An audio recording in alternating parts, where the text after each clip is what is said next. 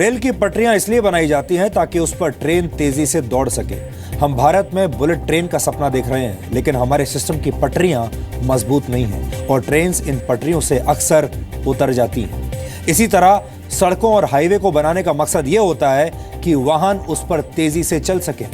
हमने इतनी तरक्की कर ली है कि देश में हाईवे पर लड़ाकू विमान भी उतारे जा रहे हैं, लेकिन फिर भी भारत दुनिया के उन देशों में शामिल है जहां सबसे ज्यादा सड़क हादसे होते हैं। ऐसे विरोधाभास हमें विकास की दौड़ में पीछे ले जाते हैं। इनसे हमें खुद को आजाद करना है और इन्हीं के बीच से भारत को नया रास्ता निकालना है। आपको जानकर आज खुशी होगी कि देश में ऐसे ऐसे हाईवेज तैयार किए जा रहे हैं जिन पर करीब 120 किलोमीटर प्रति घंटे की स्पीड से कार चलाने पर एक ग्लास से पानी तक नहीं छलकता। उत्तर प्रदेश में बनाया गया 302 किलोमीटर लंबा ऐसा ही एक एक्सप्रेसवे आगरा को लखनऊ से जोड़ेगा, लेकिन इस एक्सप्रेसवे की विशेषता यह है कि इस पर भारतीय वायुसेना के फाइटर प्लेन्स भी लैंड करवाए जा सकते हैं। आगरा लखनऊ एक्सप्रेसवे के उद्घाटन के मौके पर भारतीय वायुसेना के 6 लड़ाकू विमानों ने इस एक्सप्रेसवे पर टच डाउन किया, यानी ये विमान इस एक्सप्रेसवे को छूकर वापस हवा में उड़ गए। भारत में यह दूसरा मौका है जब भारतीय वायुसेना ने किसी हाईवे पर लड़ाकू विमानों का टच डाउन इस तरह से करवाया है। इससे पहले मई 2015 में यमुना एक्सप्रेसवे पर मिराज 2000 फाइटर प्लेन ने टच डाउन किया था। आगरा लखनऊ एक्सप्रेसवे 22 महीने के रिकॉर्ड वक्त में बनकर तैयार हुआ है। 302 किलोमीटर लंबा आगरा लखनऊ एक्सप्रेसवे देश का सबसे लंबा एक्सप्रेसवे है, जिस पर एक कार औसतन 120 किलोमीटर प्रति घंटे की स्पीड से दौड़ सकती है। ये 6 लेन का हाईवे है जिसे बनाने में 13,200 करोड़ रुपए की लागत आई है। इस हाईवे का 2 किलोमीटर लंबा एक हिस्सा इस तरह से डिजाइन किया गया है कि उस पर वायुसेना के फाइटर जेट्स भी लैंड करवाए जा सके।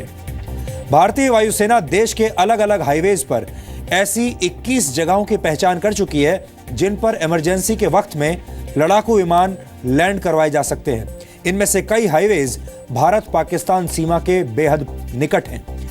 अगर दुश्मन के हमले में एयरबेस को नुकसान पहुंच जाए तो फिर इन हाईवेज से लड़ाकू विमान उड़ाए जा सकते हैं और यहां लैंड भी करवाए जा सकते हैं।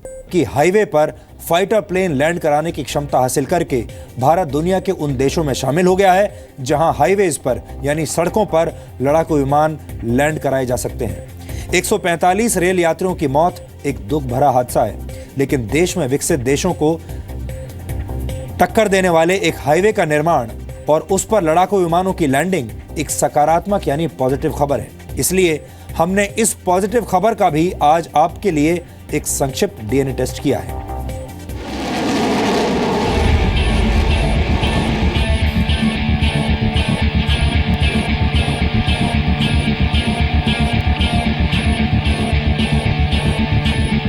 लखनऊ आगरा एक्सप्रेसवे पर देखिए ये तस्वीरें।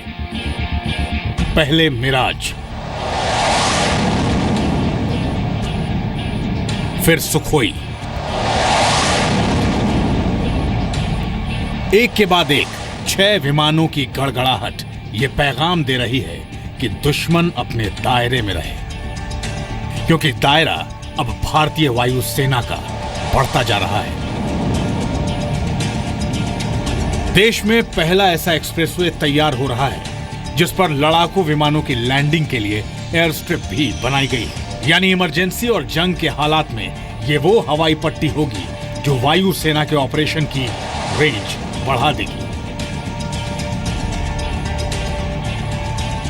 इस एक्सप्रेसवे को बनाने में लगभग 15,600 करोड़ रुपए की लागत लग रही है और ये यूपी का सबसे लंबा एक्सप्रेसवे है। इसकी लंबाई 302 किलोमीटर है। इसके अलावा यह एक्सप्रेसवे सरकार खुद बना रही है, किसी प्राइवेट कंपनी के जरिए इस एक्सप्रेसवे को नहीं बनाया जा रहा है।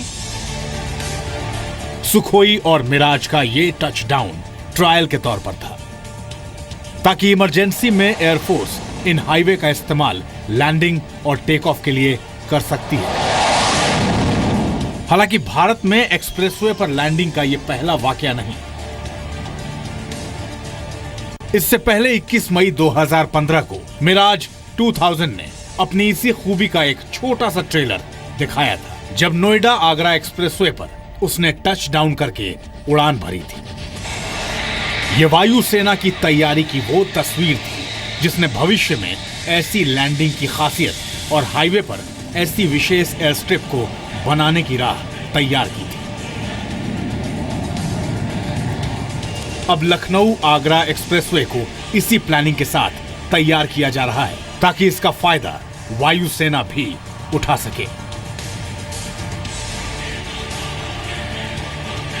जिन कंस्ट्रक्शन कंपनियों ने लगातार मेहनत की, जिनके प्रयासों से ये कम ये सफल प्रोजेक्ट बना, उन तमाम कंपनियों के वरिष्ठ जो अधिकारी उनको भी बहुत बहुत बधाई। मैं समझता हूं आने वाले समय में बहुत जल्दी ये जनता के लिए भी खुल जाएगा। मेरा एक ही निवेदन है जनता से और तमाम अपने साथियों से, सड़क पे जितनी रफ्तार से जाना चाहोगे तो रफ्तार से जा सकोगे, लेकिन कम से कम ऐसी रफ्तार रखना जिससे सुरक्षित रह सकें। फिलहाल राजस्थान और पूर्वोत्तर में ऐसी स्ट्रेच तैयार करने पर जोर है जो अंतर्राष्ट्रीय सीमा से भी करीब है। उन्नाव में विशाल पांडे और दिल्ली में रूफी जैदी के साथ ब्यूरो रिपोर्ट, जी मीडिया। यहां पर हम बुलेट ट्रेन से जुड़े विरोधाभास के बारे में भी आपको बताना चाहते हैं। भारत वर्ष 2023 तक अपनी पहली बुलेट ट्रेन चलाना चाहता है। मुंबई और अहमदाबाद के बीच बुलेट ट्रेन चलाने की योजना पर काम शुरू हो चुका है। जापान की मदद से 508 किलोमीटर लंबे रास्ते पर 320 किलोमीटर प्रति घंटे की रफ्तार से बुलेट ट्रेन दौड़ाई जाएगी। बुलेट ट्रेन के इस रूट का निर्माण करीब 97,000 करोड़ रुपए में होगा। यानी अगर ये योजना वक्त पर कामयाब हुई तो आज से करीब 6 वर्षों के बाद भारतीय रेलवे के पास विकसित देशों वाली टेक्नोलॉजी होगी और भारत के लोग भी बुलेट ट्रेन में सफर कर पाएंगे। लेकिन फिलहाल आपको आज के यानी वर्ष 2016 के हालात के बारे में भी पता होना चाहिए। रेल मंत्री सुरेश प्रभु ने 2015 और 16 के रेल बजट में ऐलान किया था कि जल्द ही भारतीय रेलवे के सभी आईसीएफ कोचेज को नई टेक्नोलॉजी वाले एलएचबी कोचेज से बदल दिया जाएगा। हादसे का शिकार हुई इंदौर पटना एक्सप्रेस में भी आईसीएफ कोचेज लगे थे। आईसीएफ कोचेज का निर्माण चेन्नई की इंटीग्रल कोच फैक्ट्री में किया जाता है और इसी फैक्ट्री के नाम पर इन डिब्बों को आईसीएफ कोच का नाम दिया गया है। आईसीएफ कोचेज का डिजाइन 50 वर्ष पुराना है और ये कोच हादसे के वक्त एक दूसरे के ऊपर चढ़ जाने के लिए बदनाम है। इस डिजाइन की सबसे बड़ी कमी यह है कि इन कोचेज को 90 किलोमीटर प्रति घंटे से ज्यादा की रफ्तार पर दौड़ाना खतरनाक होता है, जबकि एलएचबी कोचेज 120 किलोमीटर प्रति घंटे की रफ्तार पर भी दौड़ सकते हैं और हादसे के वक्त एक दूसरे के ऊपर चढ़ते नहीं। भारतीय रेलवे में अलग अलग उम्र के आईसीएफ कोचेज की संख्या करीब 55,000 है, जबकि आधुनिक माने जाने वाले एलएचबी कोचेज की संख्या सिर्फ 5 से 8,000 के बीच है। रेल मंत्रालय वर्ष 2020 तक सभी आईसीएफ कोचेज को एलएचबी से बदलना चाहता है, लेकिन आपको जानकर यह दुख होगा कि एलएचबी कोचेज का निर्माण इतनी तेज गति से हो नहीं पा रहा है कि 2020 तक ये सारे कोचेज बदले जा सकें। यानी 2022 या हो सकता है कि 2023 तक भारत में बुलेट ट्रेन का सपना तो पूरा हो जाएगा, लेकिन जो कोच आज 50 साल पुराने हैं उनकी उम्र उस वक्त 55 वर्ष से भी ज्यादा हो चुकी होगी। एक बुलेट ट्रेन से 1300 से 1600 यात्री सफर कर पाएंगे। यानी 2023 तक भारतीय रेल में हर रोज सफर करने वाले कुल यात्रियों में से सिर्फ 0.005% यात्रियों को ही सुरक्षित और आधुनिक बुलेट ट्रेन में सफर करने का सौभाग्य प्राप्त होगा, जबकि करीब 2,24,99,000 यात्री हर रोज असुरक्षित ट्रेन में सफर करने पर मजबूर होंगे, पुरानी टेक्नोलॉजी वाली कोचेज में बैठने पर मजबूर होंगे। भारतीय रेल में हर रोज जितने लोग सफर करते हैं उनकी संख्या कई देशों की जनसंख्या से भी ज्यादा है। इसलिए यात्रियों की इस बड़ी संख्या की सुरक्षा एक बहुत बड़ी जिम्मेदारी है और हमें लगता है कि सरकार को इसे बहुत गंभीरता से लेना चाहिए।